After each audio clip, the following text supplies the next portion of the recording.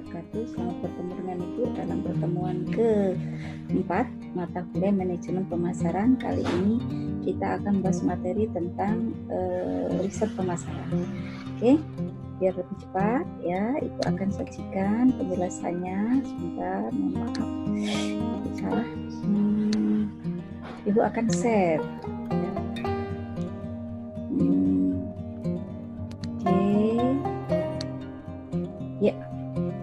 Dalam materi setelah kita di pertemuan kedua, kita membahas tentang mengumpulkan informasi marketing. Nah, gunanya untuk apa? Untuk dilakukan riset pemasaran.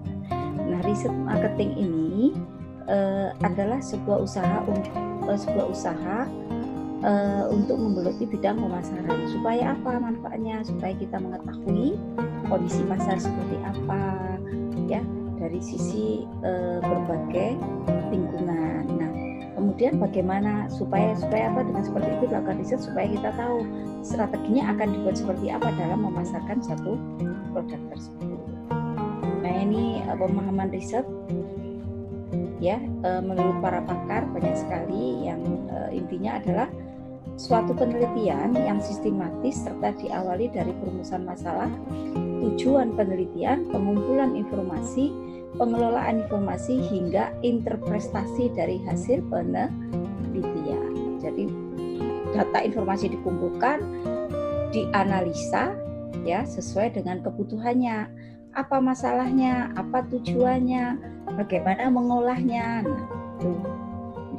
Nah, ini tujuan daripada riset pemasaran itu yaitu agar dapat diketahui dan dilakukan analisa akan berbagai hal yang dibutuhkan pasar atau masyarakat, serta agar dapat diketahui oleh pesaing bisnis yang akan muncul siapa.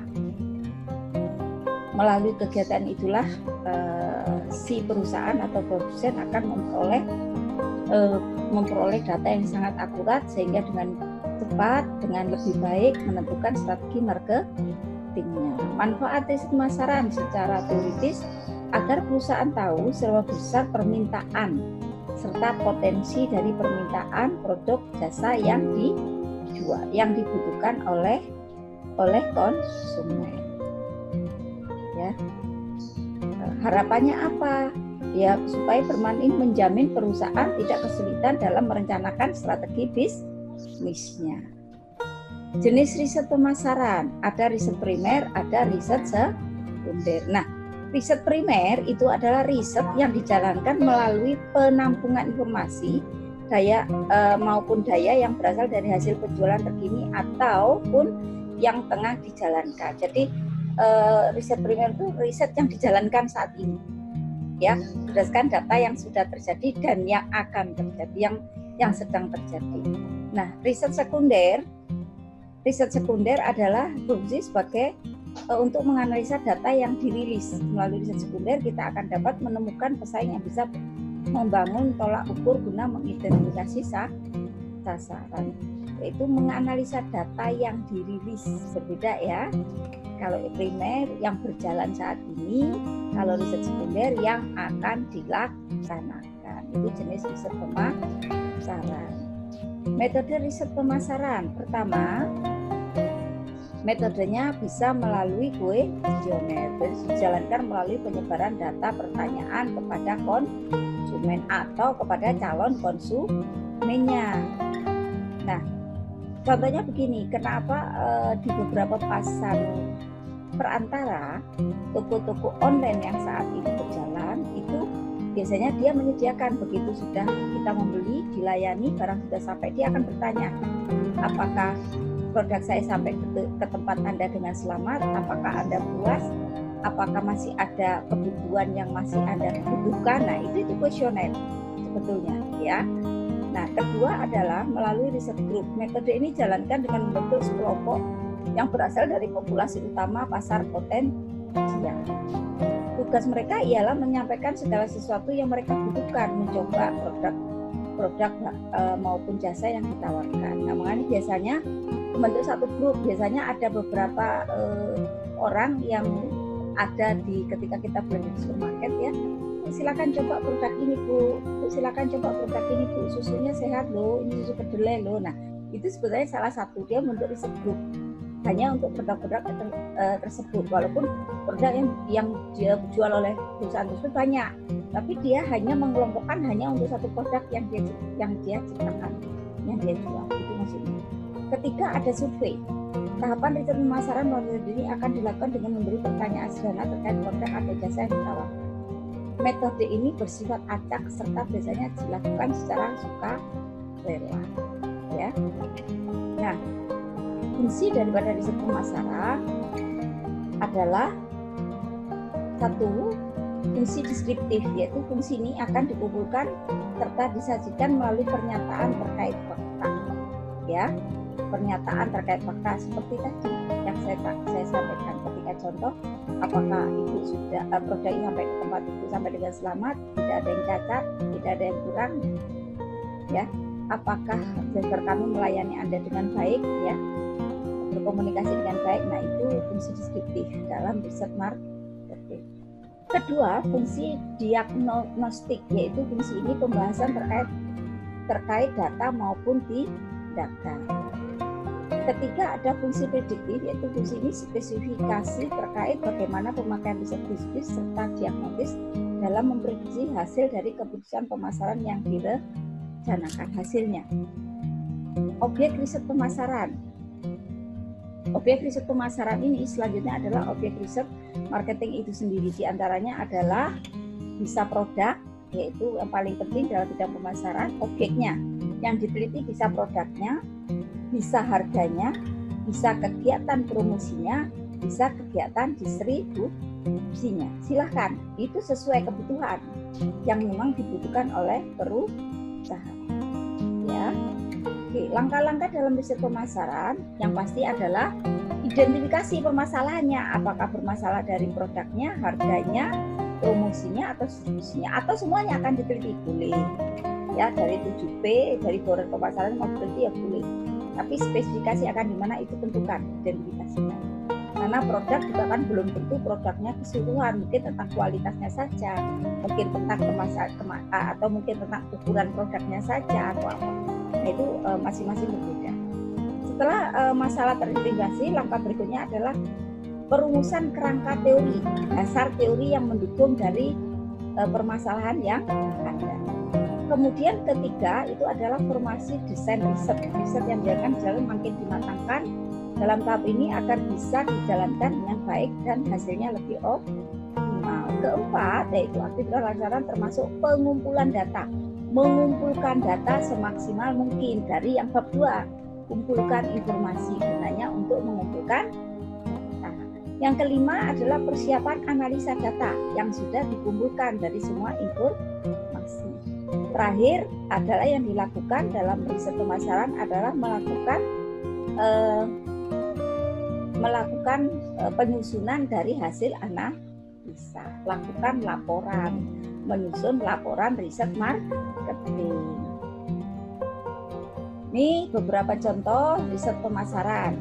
Yaitu adapun contoh riset pemasaran sangat banyak ditemukan dan hampir banyak dilakukan. Contoh sederhana, apabila kita hendak berjualan pulsa, maka kita harus lakukan survei terdahulu terhadap beberapa harga pulsa di pasaran.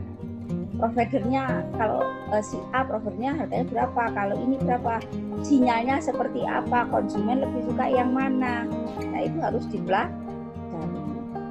Ini ketika menjual es, apa dilakukan survei es, apa yang diminati masyarakat, esnya jenis apa, apakah es krim, apakah es campur, ataukah yang lain, lokasinya seperti apa, sudah strategis kan. Nah, itu yang riset dan harus diteliti. Ini sistem riset pemasaran. Mohon maaf banyak salah tulisan ya, adalah membuat pandangan tentang sikap dan perilaku pembeli pelanggan. Perusahaan biasanya menentukan anggaran riset pemasaran sebesar 1-2% dari penjualan perusahaan yang terbagi dalam 3 kategori, yaitu riset yang terdeteksi dengan jasa, riset yang terdeteksi dengan kegiatan pemasaran, riset yang terdeteksi dengan pemasaran spesialis lini. Ya. Nah, ini sistem riset perusahaan kecil menyewa jasa perusahaan riset pemasaran atau mengadakan riset secara kreatif dan terjangkau seperti melibatkan mahasiswa. Jadi kalau kamu melakukan skripsi membutuhkan data, itu sebetulnya bagi perusahaan harusnya terima kasih karena secara otomatis dia dibantu oleh mahasiswa untuk melakukan riset dan tanpa mengeluarkan biaya.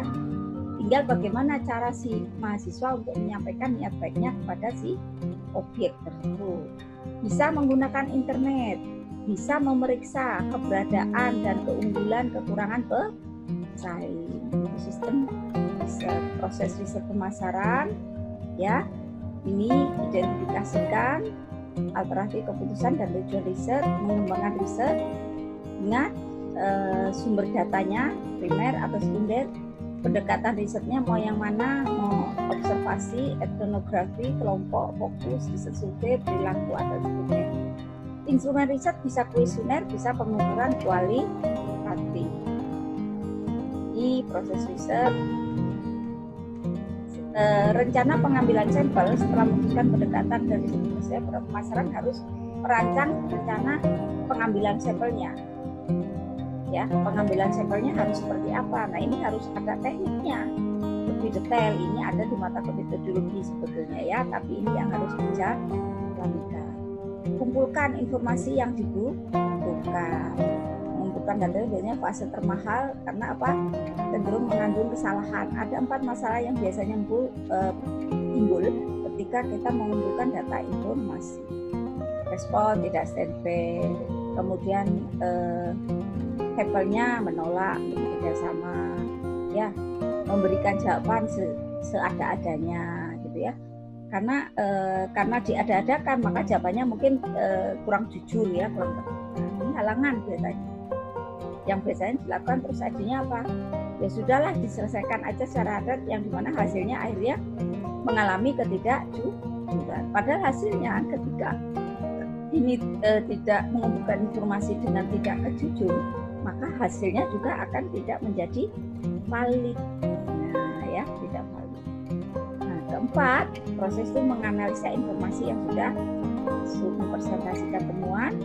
Setelah tadi membuat laporan ya, ini proses riset mengumpulkan pemasaran. Keempat, proses riset pemasaran adalah menganalisa informasi data yang sudah terkumpul. Makanya dari menganalisa inilah akan bisa dilihat di uji kelayakan, uji validitas dan reliabilitas, apakah sudah layak atau belum, gitu ya.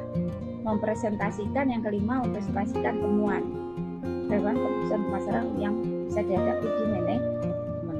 Presentasikan, baru kalau sudah ditemukan, dianalisa, ditemukan, dipresentasikan, dan sudah didiskusikan, maka langkah selanjutnya adalah baru diambil satu keputusan, mau seperti apa. Berdasarkan hasil riset mengatakan seperti ini, ya. Nah, mungkin itu saja dari Ibu dalam pertemuan kali ini, ya. Ya, semoga bermanfaat.